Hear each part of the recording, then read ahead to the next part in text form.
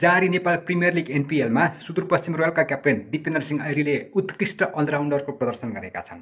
सोमबार हिजो जारी एनपिएल सिजन 2 को आफ्नो तेस्रो खेलमा कर्णाली याक्स विरुद्ध 45 रनको विशाल जित निकाल्न उनले महत्त्वपूर्ण भूमिका खेले।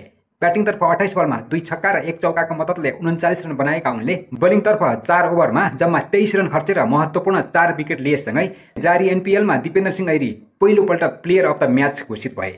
उनको यसै अलराउन्डर प्रदर्शनको मद्दतले कर्णाली याक्स विरुद्ध 45 रनको महत्त्वपूर्ण जित हासिल गर्न सफल भएको हो। जारी एनपिएल सिजन 2 को पहिलो खेलमा काठमाडौँ गोर्खाज विरुद्ध 39 रन बनाएका उनले दोस्रो खेलमा पोखरा एभेन्जर्स विरुद्ध ब्याटिङतर्फ 15 रन बनाएर उनले बलिङतर्फ 1 विकेट लिएका थिए भने हिजोको खेलमा त उनले ब्याट तथा बल दुवैबाट कमाल गरे। जारी सिजनमा उनले बलिङतर्फ 3 खेलमा 5 विकेट लिइसकेका छन् भने ब्याटिङतर्फ 3 खेलमा 93 रन बनाइसकेका छन्।